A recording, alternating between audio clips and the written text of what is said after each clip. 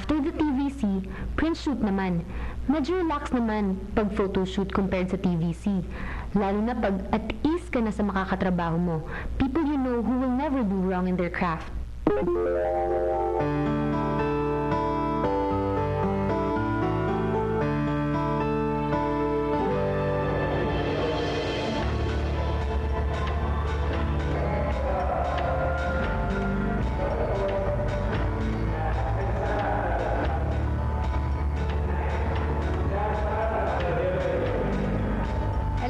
Hello guys! Nandito tayo ngayon sa DTI XL Studio para sa photoshoot ng TV commercial namin ni Gerald for Globe. So, yep.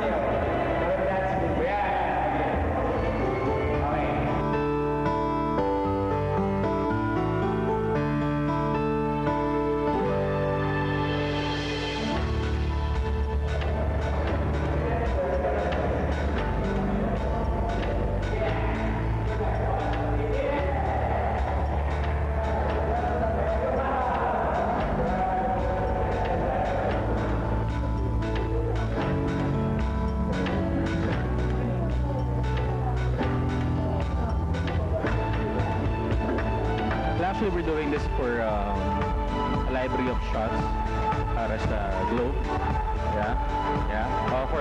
For print purposes, for OOH.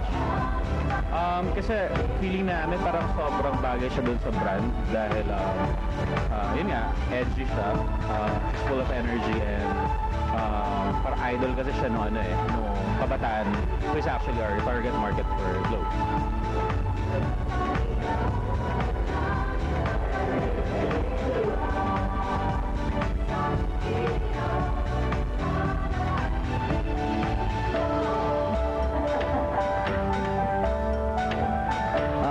They wanted kasi a different side and another look of Sarah, which is they wanted more edgy.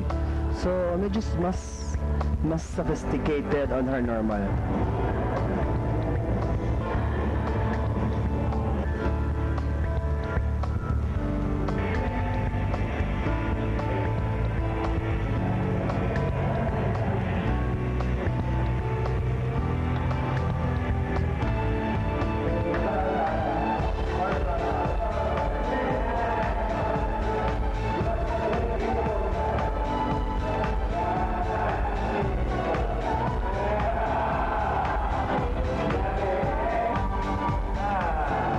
Like her eyes, I made it more, a little bit stronger, but not too sharp.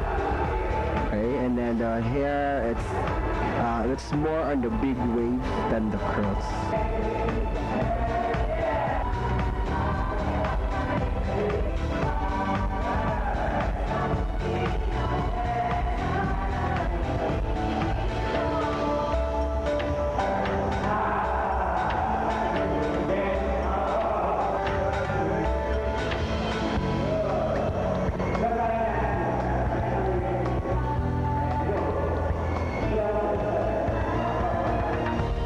Ang iba kasi sa kanya, the mass and of course the majority of the people who sees her, parang ang bilis niyang yung charm niya sobrang lakas. So kahit hindi mo siya kilala or kahit hindi kanya fan, once na na-meet mo siya, parang drawn ka na kagad sa kanya. And you know, that's why she has a lot of endorsements kasi kung ano yung endorse ni Sarah, parang the people trust her enough para bilhin yung produkto. So, marami siyang ini-endorse kasi ang daming taong naniniwala sa kanya. Meron siyang credibility.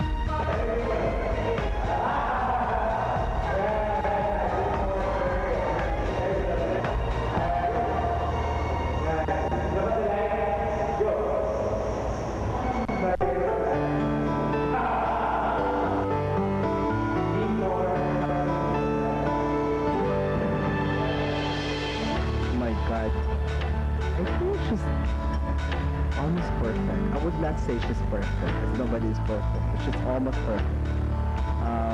Especially very professional. Like, even now, it's her birthday, but she's still working, Parang sa kanya, work is work, hindi niya pinipilit. So, she's a very ideal model, especially to the new singers who's coming in the industry.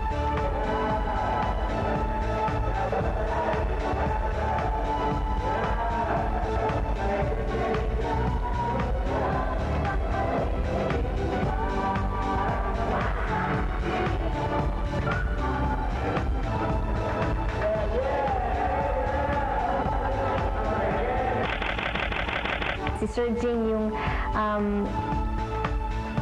isa sa mga taong unang tumulong sa akin nung nag-uumpisa ako dito sa show business.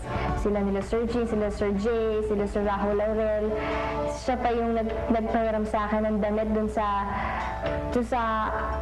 pictorial ko para sa first album ko, yung debut album ko na Popstar A Dream Come True. Yung nakapolo ako. Saka yung nakaganyan ako sa damit ni Sir Jing yun. So very thankful kay Sir Jing at sa pagiging yung friendship din na nabuo sa amin ni Sir Jing nandito pa rin. So maraming salamat, Sir Jing.